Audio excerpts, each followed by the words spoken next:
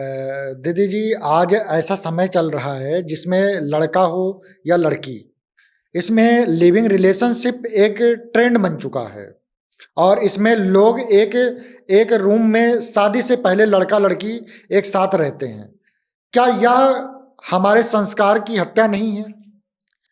निश्चित रूप से लिव इन रिलेशनशिप का जो ये विषय है सबके लिए बड़ा चिंता का विषय है, क्योंकि हमारे यहाँ अग्नि की साक्षी में जब फेरे ले लेते हैं उसके बाद हम अपने उस धर्म के आचार व्यवहार को निभाते हैं, क्योंकि मात्र केवल शरीर का पोषण करना ही तो हमारे यहाँ विषय वस्तु नहीं है। जो लिव इन रिलेशनशिप में रह रहे हैं, जब वो अपने परिवार को आयाम देते हैं या परिवार को आगे बढ़ाएंगे तो उसकी मौलिकता और नैतिकता क्या रहेगी? क्या उन बच्चों के साथ न्याय हो पाएगा? और या फिर जिनके साथ आप इस व्यवहार को निभा रहे हैं, जब आपको प्रारंभ में ही उस पर संदेह है क्योंकि आप विवाह के बंधन में नहीं बंध रहे, तो उसके बाद में क्या वो बंधनों को निभा लेंगे? इसलिए हमारे यहाँ जो प्रेम है उसको शाश्वत कहा गया। जहां विश्वास ही नहीं वे रिश्ते कैसे? इसलिए ये जो रिलेशनशिप के जो व्यवहार हैं ये निश्चित रूप से कहीं ना कहीं सिर्फ देह तक ही है, इनका प्रेम से कोई संबंध नहीं हो सकता। और जो प्रेम होता है वो समर्पण की भूमि पर होता है। इसलिए हमारी युवा पीढ़ी को विचार करना चाहिए कि जो उनके पूर्वजों ने जो उनके लिए राह दिखाई है उससे उत्तम कोई दूसरी राह नहीं हो सकती। प्रेम समर्पण चाहता है और जब समर्पण हो जाता है तो उसमें हमें किसी प्रकार के विवाह की प्रथा से भयभीत होने की आवश्यकता पड़ती नहीं है। आज की युवा पीढ़ी रिश्तों को लेकर बहुत परेशान है। कभी लिव इन रिलेशनशिप्स में भरोसा टूटता है, कभी शादी टूट जाती है, तो कभी तलाक हो जाता है। कई बार ब्रेकअप के बाद लड़के लड़कियां डिप्रेशन और अकेलेपन का शिकार हो जाते हैं।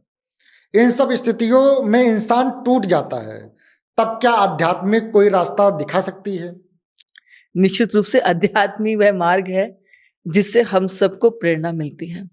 यदि आप हमारे प्राचीन काल के या हमारे धर्म ग्रंथों में जिनका भी हम विषय सुनते हैं, आप यदि शंकर और पार्वती को लेते हैं तो शंकर जी ने पार्वती जी को धारण किया, तो आप देखें उस कथा को कि वही सती पुनः पार्वती के रूप में उनको प्राप्त करती है।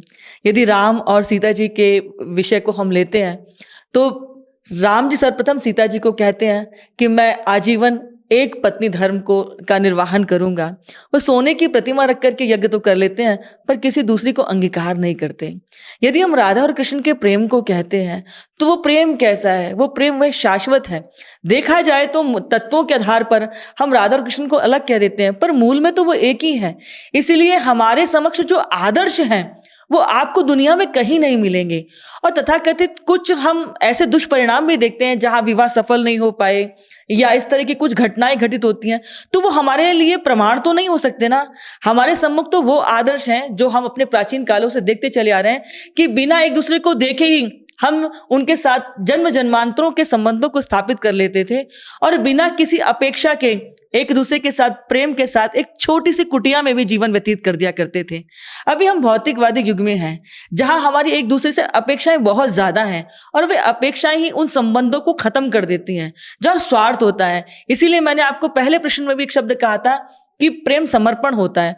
और दूसरी बात एक और भी है कि विवाह कैसे संचालित होगा। यदि हम दोनों बुद्धिमान बन जाएंगे तो कैसे बात बनेगी? इसलिए कभी कोई बुद्धिमान बनता है तो सामने वाले को मूर्ख बन जाना चाहिए और कभी दूसरा मूर्ख बनता है तो सामने वाले को बुद्धिमान बन जाना चाहिए। जब हम दो रहेंगे वहां टकराव रहेगा, लेकिन विवाह के बाद दो रहना क्यों है? हम एक ही हो गए। इस सूझबूझ के साथ यदि हम आगे बढ़ेंगे तो हम अपने जीवन को बहुत सुंदर आयाम दे सकते हैं।